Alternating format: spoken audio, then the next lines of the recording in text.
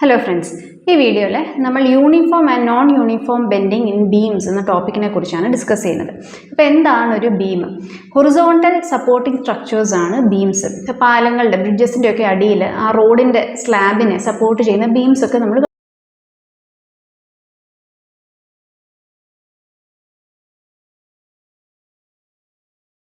കണ്ടിട്ടുള്ളതാണ്. അപ്പോൾ ഇങ്ങനെ ഒരു ബീം നമ്മൾ സ്റ്റഡി ചെയ്യാൻ നേരം അതിൽ നമ്മൾ എങ്ങനെ ലോഡ് ചെയ്യുന്നു അതനുസരിച്ച് അതിലെ ഡീഫോർമേഷൻ അല്ലെങ്കിൽ അതിലെ ബെൻഡിങ് യൂണിഫോം ആകാം, നോൺ യൂണിഫോം ആകാം. ഇപ്പോൾ ഒരു ബീമിൽ നമ്മൾ സിമെട്രിക് ആയിട്ട് അതിനെ ലോഡ് ചെയ്യുവാണെങ്കിൽ, അതായത് ഒന്നുകിൽ രണ്ട് എൻഡ്സിലായിട്ട് അല്ലെങ്കിൽ സിമെട്രിക് ആയിട്ടുള്ള ഡിസ്റ്റൻസസിൽ നമ്മൾ ലോഡ് ചെയ്യുവാണെങ്കിൽ അതിലുണ്ടാകുന്ന ബെൻഡിങ് യൂണിഫോം ബെൻഡിങ് ആയിരിക്കും. ആ ബീമിൻ്റെ ഏത് പോയിന്റ് നമ്മൾ കൺസിഡർ ചെയ്താലും ഒരേ ഡീഫോർമേഷൻ ആയിരിക്കും എല്ലായിടത്തും ഉണ്ടാകുന്നത്. അപ്പം അങ്ങനത്തെ ബെൻഡിങ് ആണ് യൂണിഫോം ബെൻഡിങ്.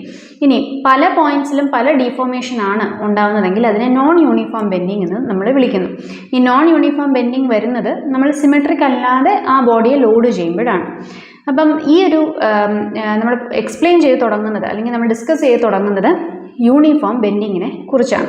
അപ്പോൾ ആദ്യം നമുക്കിവിടെ ഒരു ബീം കൺസിഡർ ചെയ്യാം. ഇവിടെ നമുക്കൊരു ബീം കാണാം. അതിനെ സിമെട്രിക് ആയിട്ട് രണ്ടറ്റത്തായിട്ട് ലോഡ് ചെയ്തിട്ടുണ്ട് എന്ന് ഇമാജിൻ ചെയ്യുക.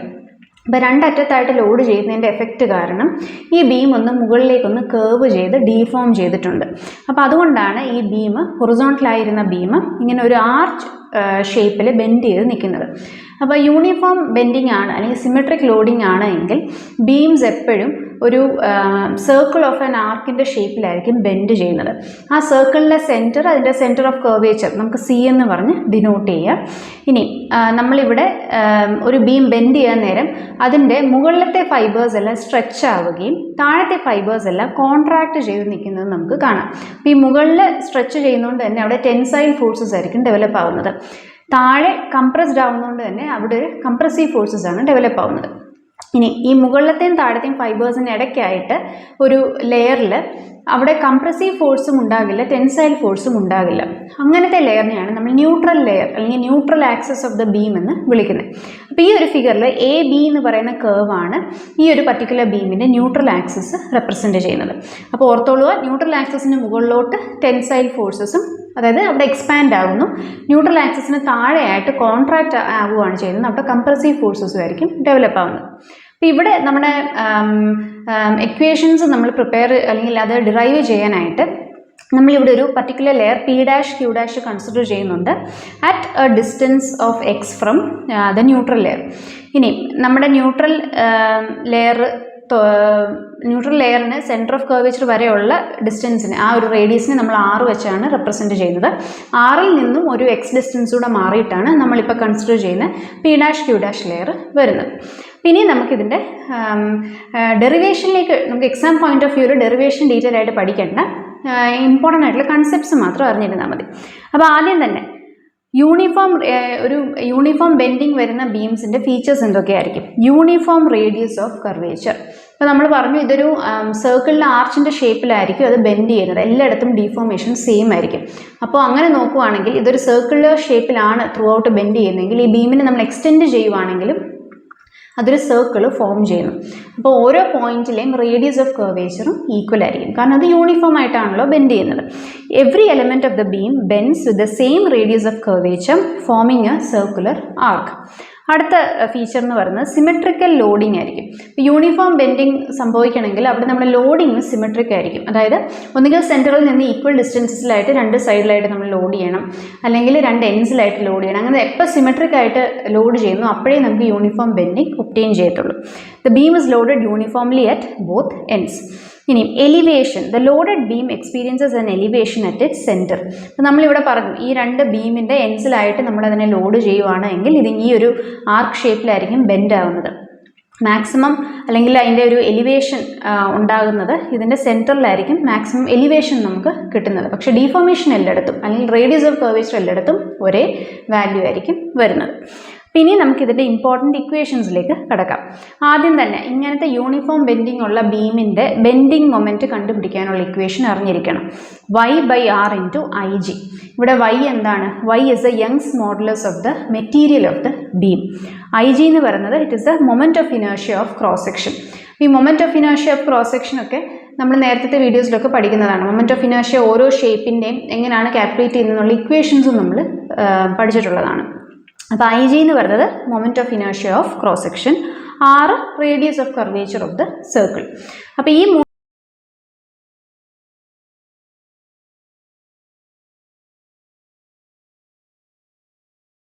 ടേംസ് വെച്ചിട്ടാണ് നമ്മൾ ബെൻഡിങ് മൊമെന്റ് കണ്ടുപിടിക്കുന്നത്.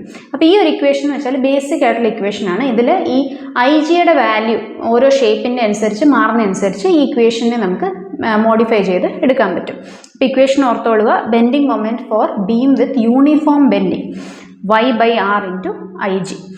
ഇനി ഈ ഐ ജിയെ നമുക്ക് എങ്ങനെ എഴുതാം? എ കെ സ്ക്വയർ എന്ന് എഴുതാം. അതായത് എ ഇവിടെ ഏരിയ ഓഫ് ക്രോസ് സെക്ഷൻ വരുന്നു, K is the radius of gyration about neutral axis. അപ്പം ഇത് രണ്ടും കൂടെ യൂസ് ചെയ്തും നമുക്ക് ഈ ഇക്വേഷനെ ഈ എ കെ സ്ക്വയർ എന്നുള്ള സബ്സ്റ്റിറ്റ്യൂട്ട് ചെയ്തും ഈ ഇക്വേഷനെ മോഡിഫൈ ചെയ്ത് എടുക്കാവുന്നതാണ്.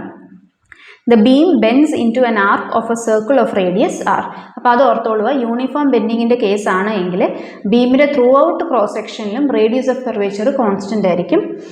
ഇനി ഇവിടെ നമുക്ക് രണ്ട് സ്പെഷ്യൽ കേസസ് കൂടെ നോക്കാനുണ്ട്. അതായത് നമ്മളിപ്പോൾ പറഞ്ഞല്ലോ ഐ ജിയുടെ വാല്യൂ വേരി ചെയ്യുന്നതനുസരിച്ച് നമുക്ക് ഇക്വേഷനെ മോഡിഫൈ ചെയ്യാമെന്ന്. എക്സാം പോയിന്റ് ഓഫ് വ്യൂവിൽ നമുക്ക് രണ്ട് ഷേപ്പുകളാണ് അറിഞ്ഞിരിക്കേണ്ടത്, റെക്ടാങ്കുലർ ഷേപ്പും സർക്കുലർ ഷേപ്പും. അപ്പോൾ ബീമിൻ്റെ ക്രോസ് സെക്ഷൻ റെക്ടാങ്കുലർ ഷേപ്പ് ആണ് എങ്കിൽ നമ്മൾ ആ ഒരു ക്രോസ് സെക്ഷൻ്റെ വിഡ്ത്ത് ബിയും ഡെപ്ത് ഡിയും ആണ് എങ്കിൽ നമുക്ക് ഈ ഒരു ഇക്വേഷനെ എങ്ങനെ മോഡിഫൈ ചെയ്യാൻ പറ്റും? ബെൻഡിങ് മൊമെൻറ്റിൽ നമ്മൾ ഏരിയയ്ക്ക് ബി ഇൻറ്റു ഡി എന്നുള്ള വാല്യൂ സബ്സ്റ്റിറ്റ്യൂട്ട് ചെയ്യുക. കെ സ്ക്വയർ എന്നുള്ളതിന് d²/12 ആയിരിക്കും റെക്ടാങ്കുലർ ഷേപ്പിൻ്റെ വാല്യൂ വരുന്നത്. അപ്പോൾ അതുകൂടെ സബ്സ്റ്റിറ്റ്യൂട്ട് ചെയ്യുമ്പോൾ നമുക്ക് ബെൻഡിങ് മൊമെൻറ്റിൻ്റെ ഇക്വേഷൻ y/r ഇൻറ്റു BD³/12 എന്ന് കിട്ടും. ഇനി സർക്കുലർ ക്രോസ് സെക്ഷൻ ആണെങ്കിലോ, സർക്കുലർ ക്രോസ് സെക്ഷൻ്റെ കേസിൽ റേഡിയസ് ഓഫ് ദ ബീം നമുക്ക് സ്മോൾ ആർ ആയിട്ട് കൺസിഡർ ചെയ്യാമെങ്കിൽ ഏരിയ πr² ആകും. കെ സ്ക്വയറിൻ്റെ വാല്യൂ വരുന്ന r²/4 ആണ്. അപ്പോൾ നമ്മൾ നേരത്തെ പറഞ്ഞ ഇക്വേഷൻ സബ്സ്റ്റിറ്റ്യൂട്ട് ചെയ്യുമ്പോൾ നമുക്ക് y/r ഇൻറ്റു ഐ ജിക്ക് പകരം πr⁴/4 എന്ന് നമുക്ക് എഴുതാം. അപ്പോൾ ഇവിടെ അറിഞ്ഞിരിക്കേണ്ട ഈ മൂന്ന് ഇക്വേഷൻസ് ആണ്. ഒന്ന് നമ്മുടെ ജനറൽ ആയിട്ടുള്ള ഇക്വേഷന് y/r ഇൻറ്റു ഐ ജി എന്നുള്ള ഇക്വേഷൻ ഓർത്തിരിക്കണം. പിന്നെ രണ്ട് ഷേപ്സ്, രണ്ട് ക്രോസ് സെക്ഷൻസിൻ്റെയും റെക്ടാങ്കിൾ ക്രോസ് സെക്ഷൻ്റെയും സർക്കുലർ ക്രോസ് സെക്ഷൻ്റെ ഇക്വേഷൻ അറിഞ്ഞിരിക്കണം ഫോർ ഫൈൻഡിങ് ബെൻഡിങ് മൊമെൻറ്റ്. അപ്പോൾ ഇത് ബെൻഡിങ് മൊമെൻറ്റ് തരുന്ന ഇക്വേഷനാണ്. ഇതിൽ നിന്ന് യങ്സ് മോഡുലസ് കണ്ടുപിടിക്കാൻ വേണമെങ്കിൽ ചോദിക്കാം. അപ്പം അത് റീഅറേഞ്ച് ചെയ്ത് എഴുതിയാൽ മതി. അപ്പം നമുക്ക് യങ്സ് മോഡുലസ് കണ്ടുപിടിക്കാനുള്ള ഇക്വേഷൻസ് ഒബ്റ്റെയിൻ ചെയ്യും. ഇനി ഇവിടെ അറിഞ്ഞിരിക്കേണ്ട ഒരു ടേമാണ് ഫ്ലെക്ചറൽ റിജിഡിറ്റി എന്നുള്ളത്. The measure of a material or structures elements resistance to bending.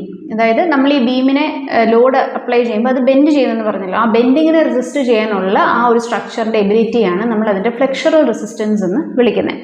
ഇനി ഇത് കണ്ടുപിടിക്കുന്നത് എങ്ങനെയാണ്? Flexural resistance is represented by the formula y into I G. Young's മോഡുലസിൻ്റെ വാല്യൂവിൻ്റെ കൂടെ ഐ ജി നമ്മുടെ മൊമെൻറ്റ് ഓഫ് ഇനേർഷ്യയുടെ വാല്യൂവും കൂടെ മൾട്ടിപ്ലൈ ചെയ്യാൻ നേരം നമുക്ക് കിട്ടുന്ന വാല്യൂ ആണ് flexural rigidity. Bending moment is equal to flexural rigidity by R. ഈ ഇക്വേഷൻ വന്നത് എങ്ങനെ? നേരത്തെ നമ്മൾ ബെൻഡിങ് മൊമെൻറ്റിൻ്റെ ഇക്വേഷൻ എഴുതിയായിരുന്നു y/r ഇൻറ്റു ഐ ജിന്ന്. അതിൽ y ഇൻറ്റു ഐ ജിക്ക് പകരം ഫ്ലെക്ചറൽ റിജിഡിറ്റി സബ്സ്റ്റിറ്റ്യൂട്ട് ചെയ്യുമ്പോൾ നമുക്ക് ഈ ഒരു ഇക്വേഷൻ ഒബ്റ്റെയിൻ ചെയ്യും. അപ്പോൾ ഈ ഒരു ടേം കൂടെ അറിഞ്ഞിരിക്കണം.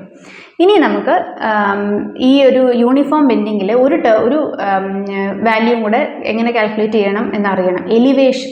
നമ്മളിപ്പോൾ പറഞ്ഞു ഡീഫോർമേഷൻ ഉണ്ടാവുമെന്ന്. അപ്പോൾ ആ സെൻറ്റർ എത്രത്തോളം പൊങ്ങിയിട്ടുണ്ട്, ഒരു എലിവേഷൻ അവിടെ ഉണ്ടാവില്ല. ഇനീഷ്യലി ഈ ബീം ഹൊറിസോണ്ടലായിരുന്നു.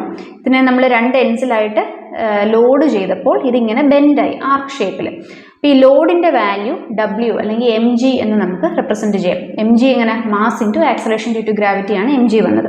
അപ്പോൾ രണ്ട് സൈഡിലും സിമെട്രിക് ആയിട്ട് നമ്മൾ ലോഡ് ചെയ്തിട്ടുണ്ട് വിത്ത് ദ സെയിം ലോഡ് mg. ഇനി ഇതിങ്ങനെ ഡിഫ്ലക്റ്റ് ചെയ്യുമ്പോൾ ഇവിടെ ഒരു ഡീഫോർമേഷൻ ഉണ്ടാവുമല്ലോ. ആ ഡീഫോർമേഷനെ നമ്മൾ ഡെൽറ്റ എന്ന് നമ്മൾ നെയിം ചെയ്യുവാണ്. ഇനിയും ഈ രണ്ട് പോർഷൻസിൻ്റെ ബീമിൻ്റെ ആ നമ്മൾ കൺസിഡർ ചെയ്യുന്ന സപ്പോർട്ട്സിനിടയ്ക്കുള്ള ലെങ്ത് നമ്മൾ L എന്നും കൺസിഡർ ചെയ്യുവാണ്. അങ്ങനെയാണെങ്കിൽ ഈ ഒരു ഡീഫോർമേഷൻ അല്ലെങ്കിൽ എലിവേഷൻ കണ്ടുപിടിക്കുന്ന ഇക്വേഷനാണ് L² into mg into a/8y into I G. ഇവിടെ L നമ്മൾ പറഞ്ഞു ആ രണ്ട് സപ്പോർട്ട്സും തമ്മിലുള്ള ഡിസ്റ്റൻസ് ആണ്. mg വന്നേക്കുന്നത് ലോഡാണ്. ഇവിടെ കൊടുത്തിരിക്കുന്ന രണ്ട് എൻസിലുമായിട്ട് കൊടുത്തിരിക്കുന്ന ലോഡാണ് mg. a എന്താണ്? നമ്മൾ ആ സപ്പോർട്ടിൽ നിന്നും എത്ര ഡിസ്റ്റൻസ് മാറിയിട്ടാണോ ലോഡ് അപ്ലൈ ചെയ്തത് ആ ഡിസ്റ്റൻസിനെയാണ് ഇവിടെ a വെച്ച് ഡിനോട്ട് ചെയ്യുന്നത്. ഡിനോമിനേറ്ററിൽ 8 ഇൻറ്റു y നമ്മുടെ യങ്സ് മോഡുലസും I G moment of inertia. ഇത്രയും സബ്സ്റ്റിറ്റ്യൂട്ട് ചെയ്യുമ്പോൾ നമുക്ക് എലിവേഷൻ്റെ വാല്യൂ കിട്ടും. ഈ എലിവേഷൻ്റെ കേസിൽ നമുക്ക് ഈ ഐ ജിയുടെ വാല്യൂ റെക്ടാങ്കുലർ ക്രോസ് സെക്ഷനും സർക്കുലർ ക്രോസ് സെക്ഷൻ്റെയും ഐ ജിയുടെ വാല്യൂ സബ്സ്റ്റിറ്റ്യൂട്ട് ചെയ്യുമ്പോൾ നമുക്കതിനെ മോഡിഫൈ ചെയ്ത് എടുക്കാൻ പറ്റും. റെക്ടാങ്കുലർ ക്രോസ് സെക്ഷൻ്റെ കേസിലാണെങ്കിൽ ഐ ജിയുടെ വാല്യൂ നമ്മൾ സബ്സ്റ്റിറ്റ്യൂട്ട് ചെയ്യുമ്പോൾ നമുക്ക് 12L² MGA/8 ഡെൽറ്റ BD³ എന്ന് നമുക്ക് കിട്ടും. എന്ത്? യങ്സ് മോഡുലസിൻ്റെ വാല്യൂ. ഇതിൽ നിന്ന് ഡിഫോർമേഷൻ്റെ ഡെൽറ്റയുടെ വാല്യൂ കണ്ടുപിടിക്കാനാണെങ്കിൽ റീഅറേഞ്ച് ചെയ്താൽ മതി. അതേപോലെ സർക്കുലർ ക്രോസ് സെക്ഷൻ്റെ ആണെങ്കിൽ യങ്സ് മോഡുലസ് കണ്ടുപിടിക്കാൻ L² MGA/2 ഡെൽറ്റ πr⁴. ഇവിടെ ആകെ ചേഞ്ച് വന്നിരിക്കുന്നത് എന്താണ്? നമ്മൾ ഈ ബേസിക് ഇക്വേഷനിൽ നിന്നും സ്റ്റാൻഡേർഡ് നമ്മുടെ ജനറൽ ഇക്വേഷനിൽ ഐ ജിയുടെ വാല്യൂ റെക്ടാങ്കിളിനെയും സർക്കുലറിൻ്റെയും ഐ ജിയുടെ വാല്യൂസ് നമ്മൾ സബ്സ്റ്റിറ്റ്യൂട്ട് ചെയ്തിട്ട് റീഅറേഞ്ച് ചെയ്തു എന്നതേ ഉള്ളൂ. അപ്പോൾ ഈ 3 ഇക്വേഷൻസും നമുക്ക് എലിവേഷൻ്റെ അറിഞ്ഞിരിക്കണം. ഇനി നമുക്ക് നോൺ യൂണിഫോം ലോഡിങ്ങിലേക്ക് കടക്കാം. അപ്പോൾ നോൺ യൂണിഫോം ലോഡിംഗ് അല്ല, നോൺ യൂണിഫോം ബെൻഡിങ്. അപ്പോൾ non uniform bending of beams എന്ന് വെച്ചാൽ എന്താ? നമ്മൾ ലോഡ് ചെയ്യുന്നത് സിമെട്രിക് ആയിരിക്കത്തില്ല. അപ്പോൾ നേരത്തെ കേസിൽ നമ്മൾ കണ്ടു ഈ ബീമിൻ്റെ 2 അറ്റത്തുമായിട്ട് സിമെട്രിക് ആയിട്ടാണ് നമ്മൾ ലോഡ് ചെയ്തത്. അതുകൊണ്ടാണ് നമുക്ക് യൂണിഫോം ബെൻഡിങ് അവിടെ ഒബ്റ്റെയിൻ ചെയ്തത്. ഇനി അൺസിമെട്രിക് ആയിട്ട് ലോഡ് ചെയ്യുക എന്ന് വെച്ചാൽ ഈ ഒരു കേസ് കൺസിഡർ ചെയ്തേ. ഇവിടെ നമുക്കൊരു ബീം AB കാണാം. ഇത് 2 എൻഡ്സിലായിട്ട് സപ്പോർട്ട് ചെയ്തിട്ടുണ്ട്. ഇതിൻ്റെ നടുക്ക് മാത്രമായിട്ട് നമ്മളൊന്ന് ലോഡ് ചെയ്യുവാണ്. അപ്പോൾ അങ്ങനെ വരുമ്പോൾ അത് അൺസിമെട്രിക് ലോഡിംഗ് ആണ്. അപ്പോൾ അതുകൊണ്ട് തന്നെ ഇതിലുണ്ടാകുന്ന ഡിഫ്ലക്ഷൻ അല്ലെങ്കിൽ ബെൻഡിങ്ങും നോൺ യൂണിഫോം ആയിരിക്കും. ഇപ്പം നിങ്ങൾ ഈ ഒരു പോർഷൻ എൻഡ്സ് ശ്രദ്ധിച്ചേ, ഈ എൻഡ്സിലുണ്ടാകുന്ന ബെൻഡിങ്ങും നടുക്കത്തെ പോർഷനിൽ വരുന്ന ബെൻഡിങ്ങും തമ്മിൽ നല്ല വ്യത്യാസമുണ്ട്. മാക്സിമം ബെൻഡിങ് അല്ലെങ്കിൽ മാക്സിമം ഡീഫോർമേഷൻ നമുക്ക് കിട്ടുന്നത് നടുക്കാണ്.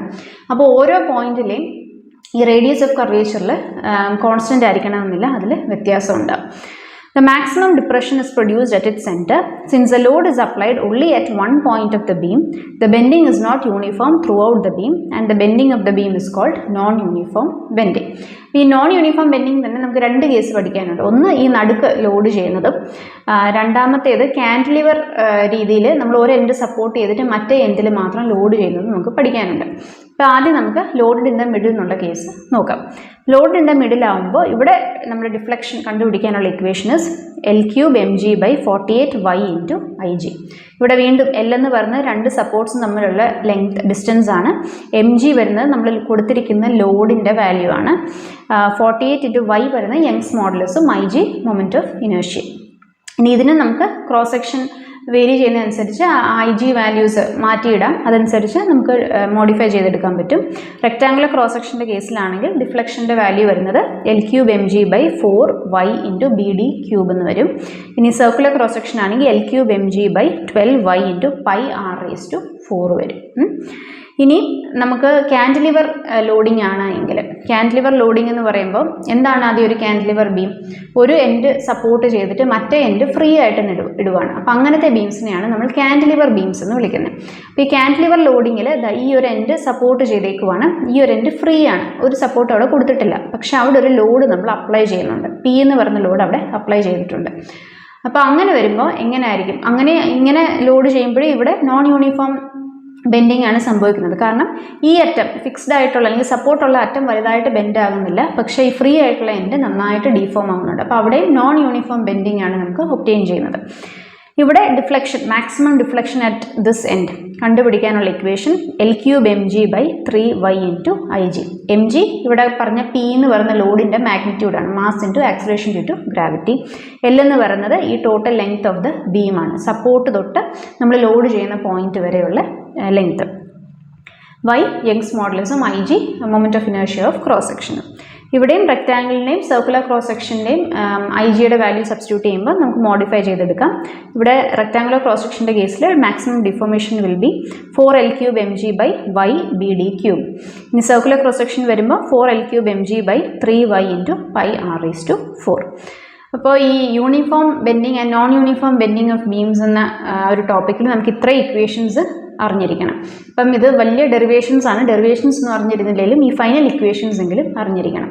അപ്പം നമ്മൾ യൂണിഫോം ബെൻഡിങ്ങിനെ കുറിച്ച് പറഞ്ഞു. യൂണിഫോം ബെൻഡിങ്ങിൻ്റെ കേസിൽ ഓർത്തോളുക, ഒരു ആർക്ക് ഷേപ്പിൽ, സർക്കിളിൻ്റെ ആർക്ക് ഷേപ്പിലായിരിക്കും ബെൻഡ് ചെയ്യുന്നത് ബീം. സിമെട്രിക് ആയിട്ട് ലോഡ് ചെയ്യുമ്പോഴാണ് നമുക്ക് യൂണിഫോം ബെൻഡിങ് കിട്ടുന്നത്. അതുകൊണ്ട് ത്രൂ ഔട്ട് ഒരേ റേഡിയസ് ഓഫ് കർവേച്ചർ ആയിരിക്കും നമുക്ക് ഒബ്റ്റെയിൻ ചെയ്യുന്നത്.